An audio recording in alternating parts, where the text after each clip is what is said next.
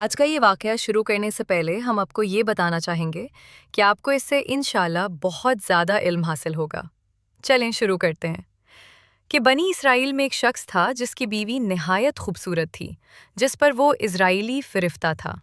चुनांचे जब उस औरत का इंतकाल हो गया तो उस इज़राइली को बहुत ज़्यादा दुख हुआ और एक बहुत लंबे अरसे तक वो उसकी कब्र पर गिरिया उज़ारी करता रहा। यानी वो उस औरत की कब्र पर बैठा रोता रहा। इत्तेफाकन एक मर्तबा हज़रत ईसा अलैहिस्सलाम का इधर से गुज़र हुआ तो उन्होंने उस इज़राइली को परेशान हाल देखा तो उन्होंने उस इज़राइली से उसके रोने का सबब पूछा। जब इज़राइली ने अपना वाक़या बयान किया तो हज़रत ईसा अलैहिस्सलाम ने दरियाफ़्त फरमाया, क्या तू चाहता है कि मैं उसको तेरे लिए ज़िंदा कर दूँ? उसने अर्ज़ किया कि हाँ हुज़ूर, यही मैं चाहता हूँ। चुनांचे जब हज़रत ईसा अलैहिस्सलाम ने उस कब्र के मुर्दा को आवाज़ दी तो कब्र से एक हबशी गुलाम जिसके नाक के नथनों, आँखों और जिस्म के दूसरे सुराखों से आग की लपेटें उठ रही थीं, हज़रत ईसा अलैहिस्सलाम को देखते ही हबशी गुलाम ने जिसको जिंदा किया गया था कलमा पढ़ा के ला इलाहा इल्लल्लाह ईसा रूहुल्लाह। इसराइली ने यह देखकर अर्ज़ किया, हुजूर, मुझसे गलती हो गई, मेरी बीवी की कब्र तो दूसरी है।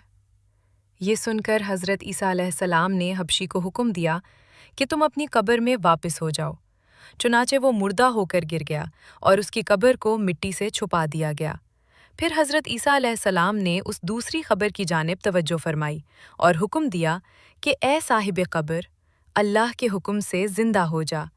चुनाचे कब्र फटी और उससे एक औरत सर से गिर्द छाड़ती हुई बाहर आ गई, जिसको देखकर इज़राइली बोला कि या रूहुल्लाह, मेरी बीवी यही है। और हज़रत ईसा अलैहिस्सलाम के हुक्म से वो इज़राइली अपनी बीवी को हमरा लेकर वापस होने लगा। मगर अरसा से जागने और उसकी कब्र पर रोने की वजह से उस पर नींद का गलबा हो गया और उसने बीवी से कहा कि तेरी कब्र पर गिरियवज़ारी और बेदारी ने मुझे हलाक कर दिया है, इसलिए मैं चाहता हूँ कि कुछ देर आराम कर लूँ। बीवी कहने लगी कि हाँ, आप आराम कर लीजिए। चुनाचे वो इज़राइली बीवी के जानू पर सर रखकर सो गया।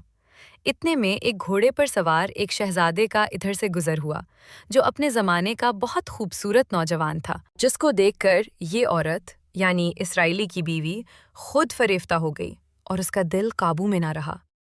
उसने शौहर का सर जानू से नीचे रखा और मोहब्बत और गलबाए इश्क से मजबूर होकर शहजादे के सामने जा खड़ी हुई।